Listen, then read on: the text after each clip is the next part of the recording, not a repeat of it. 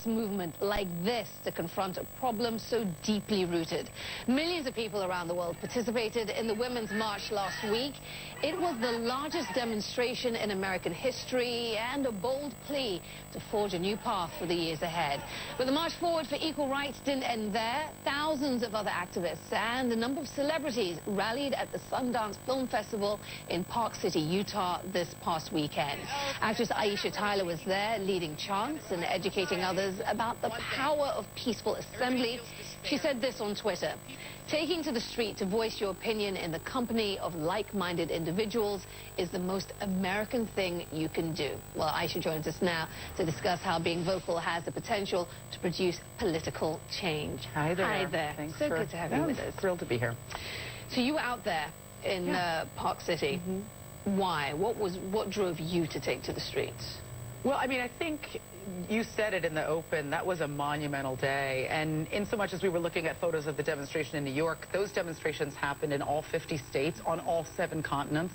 And not just in the major cities in all 50 states, but in almost every major city in every American state.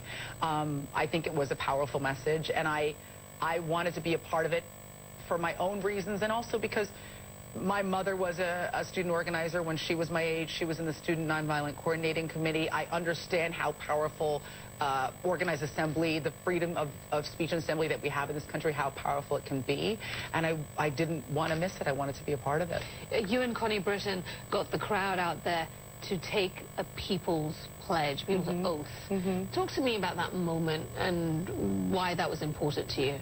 You know, I think a lot of people after, in the aftermath of this election are feeling a lot of despair. And that oath was really about reminding people that they have power to change the state of affairs in this country, and that to energize them. You know, I wanted people, and I actually left that day feeling energized, feeling optimistic. And, that was about telling people, it's up to you, it's up to all of us to defend our American principles. It's not going to be done for us. And the political system that we have here is representative of the people, and it's the people's job to keep an eye on our elected representatives and hold them to the fundamental principles that we hold dear. You know, a lot of people are asking this question, where does this energy, you talked about feeling energized and more optimistic, where does it go? What does it do next? Does this become a movement like the Tea Party, or is it like Occupy, which kind of had all this this galvanizing effect, but didn't really achieve anything? Right. I mean, what's your thought? I think that's a really good question. With Occupy and with the Tea Party, they did fizzle, but I don't think we were in the state of political crisis that we're in now. And when I think about the history of this country and what organized protest can do and how it does translate into ongoing political energy organization, every single great move forward for social freedoms in this country, for personal freedoms, has resulted from assembly, from nonviolent assembly, from the abolitionist movement to suffrage, to Jim Crow and the civil rights movement, to Stonewall.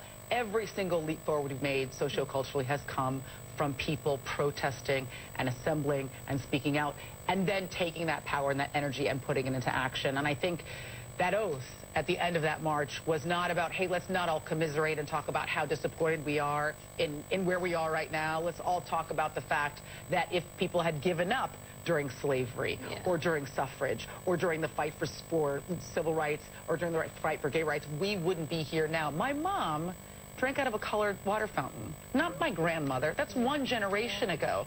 So we can sit here and say the world is, ending and I give up, but we don't have an excuse. We've got to keep fighting. That's the nature of who we are as a country. And I think, we had a big swing forward with this last president, where we made a lot of progress on social justice issues. And, typically, there's, culture is a pendulum, and now we've swung backward. And that's how I feel about it. I think that's actually how the majority of Americans feel about it. I think when you look at these protests, the biggest protest in the history of the country, and probably the globe. The fact that there was so much sympathetic protest in other countries shows you that the people who are marching this weekend are on the right side of history. As a creative, such as yourself, as an actor, what is the role of art, of culture at a time like this, when there is so much division, when there's so much fear? How do you respond with your work? I mean, how should Hollywood, how should creatives respond? I just want to say for the record that I'm first and foremost an American. And I'm not speaking up because I'm famous or I work in Hollywood, and I think a lot of people like to dismiss actors or creatives by saying, well, who cares what you think? What do you know? I don't know anything more than you. I'm just a passionate patriot who cares about the future of this country. I pay taxes like you. I vote like you. I'm here because I care about this country, not because I work in the entertainment business.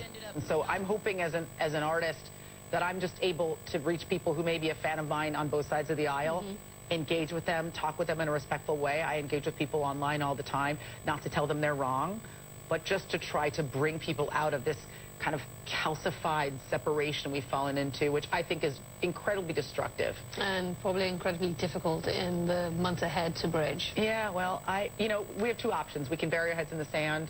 We can get out there, we can engage in dialogue, and we can fight for the principles that we believe in this country. And that's my goal. Aisha, such a pleasure. What a joy. Thanks for having me. Thank you. Great conversation there. Well, next on Newsroom LA, China gets ready to celebrate its most important holiday and ring in the Year of the Rooster. Coming up, details on the millions of people on the move. African Lunar New Year approaches. Millions of people are traveling to see their families and to celebrate the Year of the Rooster. For some, it's the only time they get enough leave from work to visit their loved ones. Let's bring in David Mackenzie, who joins me now with more from Beijing. David, just give us a sense of the staggering volume of people on the move here. Well, that's right, Aisha. We're here at the Beijing railway station. I've been on several New Year's, and this one you can see people streaming in behind me trying to get home in time for the Lunar New Year. I have to say they're cutting it pretty close. There's more than 100 million trips this week in just one day, and more than 1 billion across Asia, people heading home for the New Year. It's by far the most important holiday, as you say, here in China and across much of Asia. And it's a way for people to go home, see their families. Many of the people here at the station are migrants who will only go once a year to see their parents, sometimes see their kids once a year. It truly is one of the breathtaking parts of the Chinese experience. Aisha? Yeah, I mean, 1 billion people across Asia, it's hard to fathom.